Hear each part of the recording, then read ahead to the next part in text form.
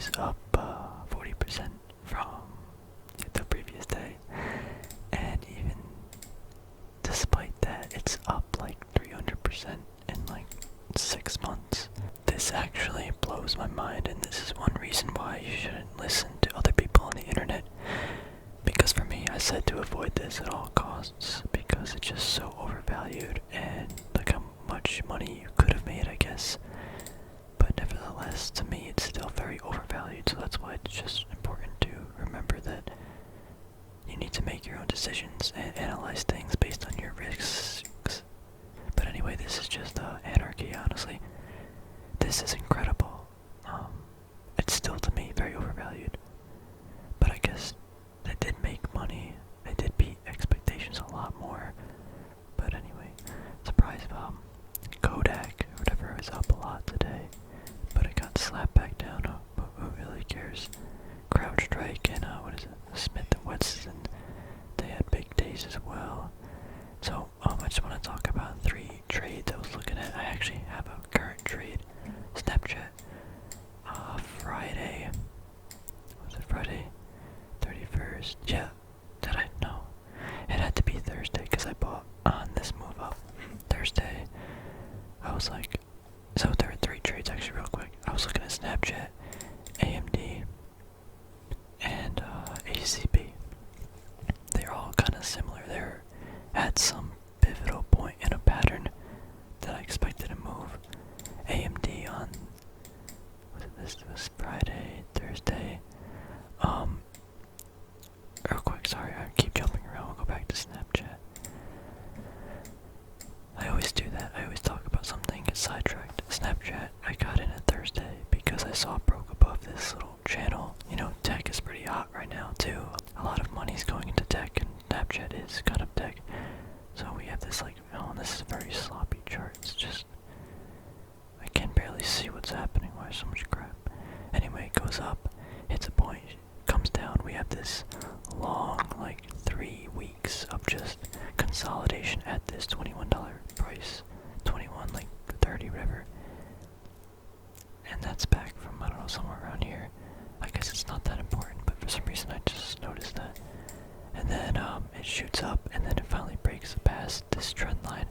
Now, there is a big lack of volume, but I just like, you know, F it, I'm just gonna go in, so I bought, and it went up. I was up like 5% already, but now it got kind of slapped back down, although there is this wick holding it, which is good. My stop out point is about this line, or below 21, like 19. Average cost of $22 right now. I'm expecting to either, you know, sell out if it breaks down here. On like a 1-day candle, I want to make sure I don't get wicked out or something, you know. And my first target is about 24.30, 24.50, my bad. And then potentially, I don't know, to be honest. I mean, yes, I know, but that's my first target. I think we can see Snapchat at all-time highs, although we are pretty extended on a weekly, or like year, 5-year. I just saw a pattern breaking out, and I wanted to be a part of it. So that's basically the trade. We just saw this kind of wedge pattern, but a hold above, or hold at this for so long. You see all these selling wicks. Like, eventually these sellers gotta give up if all these people are buying. I guess they don't have to, but what I guess really convicted me was this wick down, and then it just got bought right back up. So this was very fascinating to me. Then once it broke out, I was like, I'm just gonna hop in, see what happens. So anyway, yeah, that's that. Let's go to AMD. AMD, my original intention was like a couple days ago, maybe like a week ago, sorry. I thought it was gonna come down to retest this. Then I checked on Thursday and I was like, wait, this is an ascending triangle.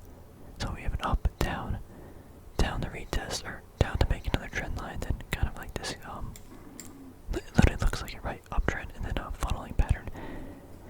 This candle kind of made me think it was going to be a double top. This was a not low probable ascending triangle because we did have kind of like a little fade in volume, then a push, a lot of volume past the previous resistance. But it was hard to pick up because this could have very well been a double top, and if we just take a look at this, like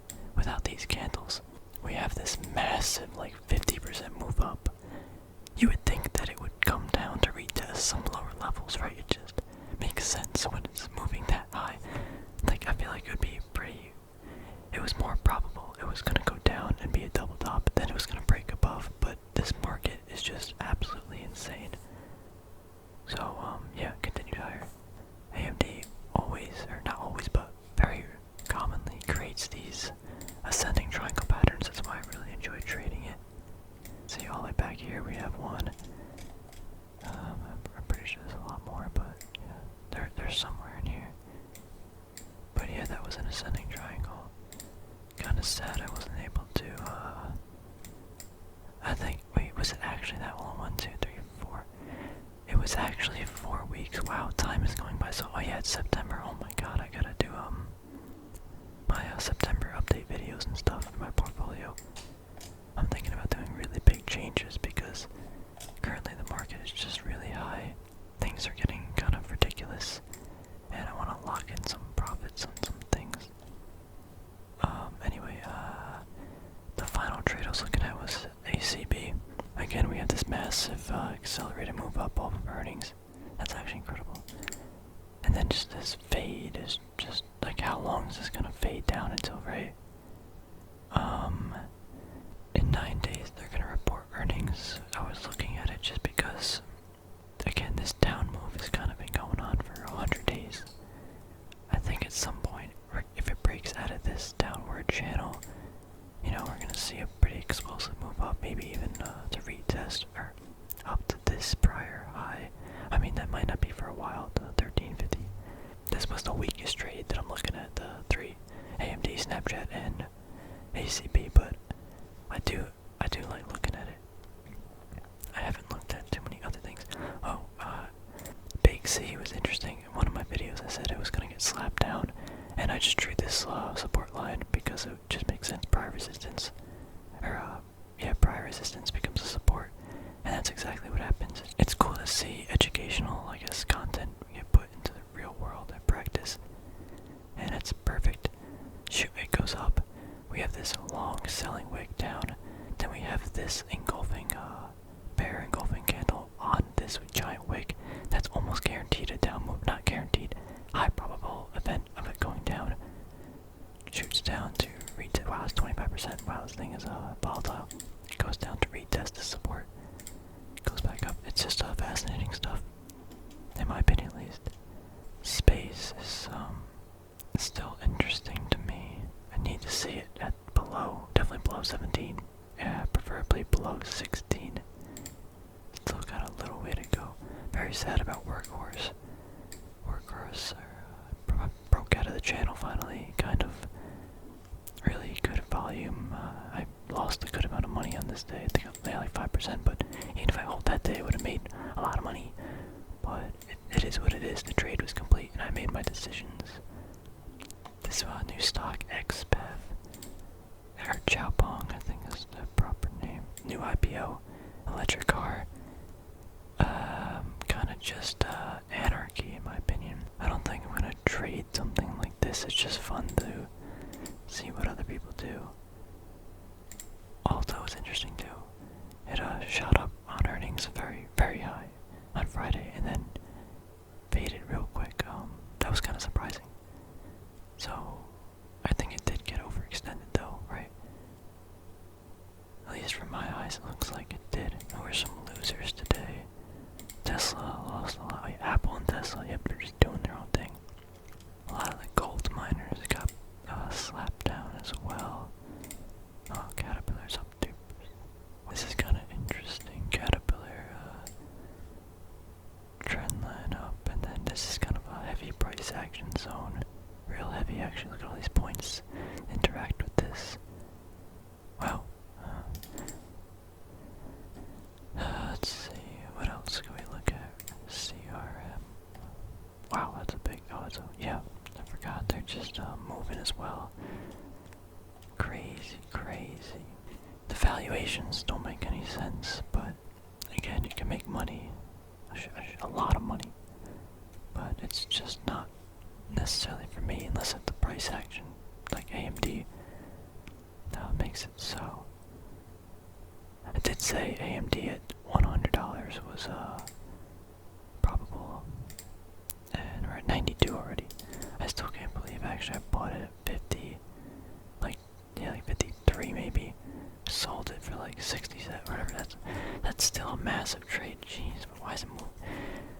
These things move so crazily. Oh, we didn't talk about gold and silver. I guess this is a new thing I put on the chart. This is actually, this is just some massive support, or sorry, resistance level. Somewhere in between this channel, or at least it held up the support, finally broke down. It hasn't been there since 2013. And now we have this wick hold above that, so I expect to see silver go up soon. I think I might even add to the position. Most of the things I've been adding in silver, the silver thesis has just been going into AG. But yeah, gold, I mean, kind of the same thing.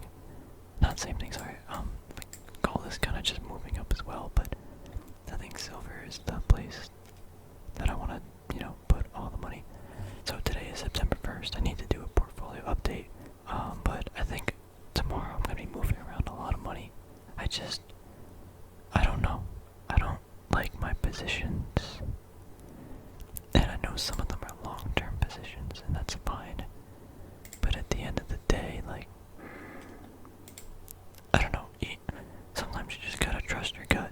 And something's telling me to sell some stuff because I want to have this capital on hand because I feel like something's gonna happen.